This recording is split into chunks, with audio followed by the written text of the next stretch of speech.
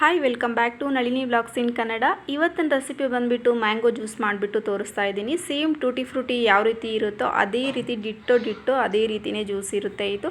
ನೀವು ಒಂದ್ಸರಿ ಮನೆಯಲ್ಲಿ ಮಾಡಿದ್ರೆ ಅಂಗಡಿಯಿಂದ ತರೋವಂಥದ್ದೇ ಮರ್ತು ಬಿಡ್ತೀರಾ ನೀವು, ಅಷ್ಟೊಂದು ರುಚಿಯಾಗಿರುತ್ತೆ ಇದು ಮ್ಯಾಂಗೋ ಜ್ಯೂಸು. ಬನ್ನಿ ಹೇಗೆ ಮಾಡೋದಂತ ನೋಡೋಣ, ಅದಕ್ಕೆ ಏನೇನು ಬೇಕಂತ ನೋಡೋಣ.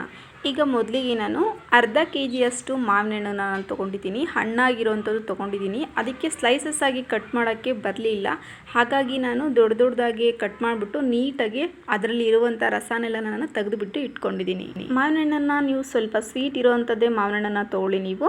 ನಾನು ಅರ್ಧ ಕೆ ಜಿ ಮಾವಿನ ಹಣ್ಣಿಗೆ ನಾನು ಒಂದು ಅರ್ಧ ಬಟ್ಲಷ್ಟು ನಾನು ಸಕ್ಕರೆಯನ್ನು ನಾನು ತೊಗೊಂಡಿದ್ದೀನಿ. ಸ್ವಲ್ಪ ಸ್ವೀಟ್ ಬೇಕು ಅಂತ ಅನ್ನೋರು ನಾನು ಹೇಳಿರೋ ಅಳತೆಗೆ ನೀವು ಸಕ್ಕರೆನ ಹಾಕ್ಕೋಬೋದು.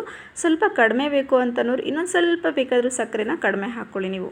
ಈಗ ಮಿಕ್ಸಿ ಜಾರನ್ನು ತೊಗೊಂಡು ನಾನು ಮಾವಿನ ಹಣ್ಣು ಹಾಗೂ ಸಕ್ಕರೆಯನ್ನು ಹಾಕ್ಕೊಂಡು ಸ್ವಲ್ಪ ಸಾಫ್ಟಾಗಿ ಇದನ್ನು ರುಬ್ಕೊಂಡು ಬರ್ತೀನಿ. ನಾನು ಎಲ್ಲ ಮಾವಿನ ಹಣ್ಣನ್ನು ಮತ್ತು ಸಕ್ಕರೆಯನ್ನು ಇದೇ ರೀತಿಯೇ ರುಬ್ಕೊಂಡು ಈ ಸೋಸೋ ಜಾಲರಿಯಿಂದ ನಾನು ಈ ರೀತಿಯಾಗಿ ನಾನು ಹಾಕ್ಕೊಂಡು ನೀಟಾಗಿ ಎಲ್ಲನೂ ಶೋಧಿಸ್ಕೊಳ್ತಾ ಇದ್ದೀನಿ.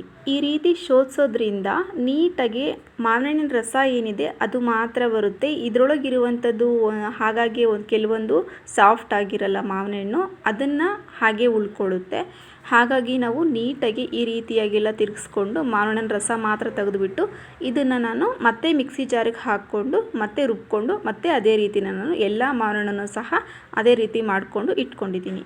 ನನ್ನ ಚಾನಲ್ನ ಯಾರೆಲ್ಲ ನೋಡ್ತಾ ಇದ್ದೀರಾ, ಹೊಸದಾಗಿ ನೋಡ್ತಾ ಇರೋವಂಥವ್ರು ಪ್ಲೀಸ್ ಹೋಗ್ಬಿಟ್ಟು ಸಬ್ಸ್ಕ್ರೈಬ್ ಮಾಡಿ. ಹಾಗೆ ವಿಡಿಯೋ ಇಷ್ಟ ಆದರೆ ಲೈಕ್ ಮಾಡಿ, ಕಾಮೆಂಟ್ ಬಾಕ್ಸಲ್ಲಿ ಕಮೆಂಟ್ ಮಾಡಿ, ನಿಮ್ಮ ಫ್ರೆಂಡ್ಸ್ ಆ್ಯಂಡ್ ಫ್ಯಾಮಿಲಿಗೆ ಶೇರ್ ಮಾಡಿ. ಈಗ ನೋಡಿ ಎಲ್ಲದನ್ನು ಶೋಧಿಸ್ಕೊಂಡು ನಾನು ಮಾವಿನ ಹಣ್ಣಿನ ರಸನ ನಾನು ತೆಗೆದುಬಿಟ್ಟು ಇಟ್ಕೊಂಡಿದ್ದೀನಿ. ಇದಕ್ಕೆ ಒಂದು ಸ್ವಲ್ಪನೂ ನೀರನ್ನು ಹಾಕಿ ಇಲ್ಲ ನಾನು.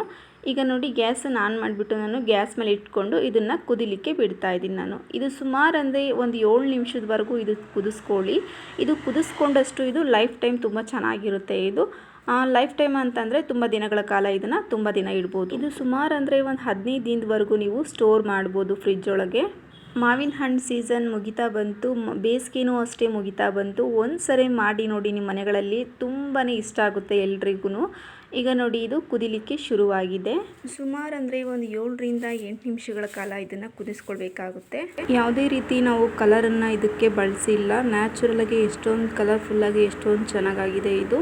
ಈ ರೀತಿ ಮನೆಯಲ್ಲೇ ಮಾಡಿದ್ರೆ ಆರೋಗ್ಯಕ್ಕೆ ಒಳ್ಳೆಯದು, ಹಾಗೆ ದೇಹಕ್ಕೆ ಕೂಡ ತುಂಬಾ ತಂಪು ಇದು. ನೋಡಿ ಈ ರೀತಿಯಾಗಿ ನೀವು ಕೈ ಆಡಿಸ್ಕೊಳ್ತಾನೆ ಇರಿ. ಇನ್ನೇನು 2-3 ನಿಮಿಷದೊಳಗೆ ಇದು ಜ್ಯೂಸು ರೆಡಿ ಆಗುತ್ತೆ.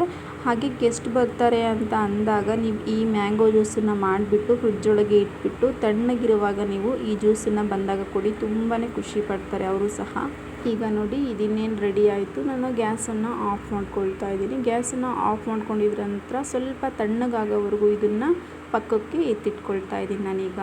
ನೋಡಿ ತಣ್ಣಗಾದ ನಂತರ ಈಗ ನಾನು ಅದಕ್ಕೆ ನೀರನ್ನು ಸೇರಿಸ್ಕೊಳ್ತಾ ಇದ್ದೀನಿ. ಸ್ವೀಟ್ ನೋಡಿಬಿಟ್ಟು ನೀವು ನೀರನ್ನು ಸೇರಿಸ್ಕೊಳ್ಬೇಕಾಗುತ್ತೆ. ಇನ್ನೊಂದು ಸ್ವಲ್ಪ ಸ್ವೀಟ್ ಇದೆ, ಹಾಗಾಗಿ ನಾನು ಇನ್ನೊಂದು ಸ್ವಲ್ಪ ನೀರನ್ನು ಹಾಕ್ಕೊಂಡೆ. ಈ ಹದಕ್ಕೆ ಬಂದರೆ ಪರ್ಫೆಕ್ಟ್ ಆದಂಥ ಟೂಟಿ ಫ್ರೂಟಿ ಜ್ಯೂಸು ರೆಡಿ ಆಯಿತು. ಈಗ ಸರ್ವಿಂಗ್ ಗ್ಲಾಸ್ಗೆ ನಾನು ಸರ್ವ್ ಮಾಡ್ಕೊಳ್ತಾ ಇದ್ದೀನಿ. ಆದಷ್ಟು ಇದು ತಣ್ಣಗಿದ್ದಾಗನೇ ಕುಡೀರಿ, ತುಂಬಾ ಚೆನ್ನಾಗಿರುತ್ತೆ. ಈ ವಿಡಿಯೋ ಇಷ್ಟ ಆಗಿದ್ದರೆ ಪ್ಲೀಸ್ ಲೈಕ್ ಮಾಡಿ, ಹಾಗೆ ಸಬ್ಸ್ಕ್ರೈಬ್ ಮಾಡಿಲ್ಲ ಅಂದರೆ ಸಬ್ಸ್ಕ್ರೈಬ್ ಮಾಡಿ, ಹಾಗೆ ಕಾಮೆಂಟ್ ಬಾಕ್ಸಲ್ಲಿ ಕಮೆಂಟ್ ಮಾಡಿ, ನಿಮ್ಮ ಫ್ರೆಂಡ್ಸ್ ಆ್ಯಂಡ್ ಫ್ಯಾಮಿಲಿಗೆ ಶೇರ್ ಮಾಡಿ. ನಾನು ಮತ್ತೊಂದು ವಿಡಿಯೋದಲ್ಲಿ ನಾನು ಮತ್ತೆ ಸಿಗ್ತೀನಿ. Thank you for watching. Okay bye.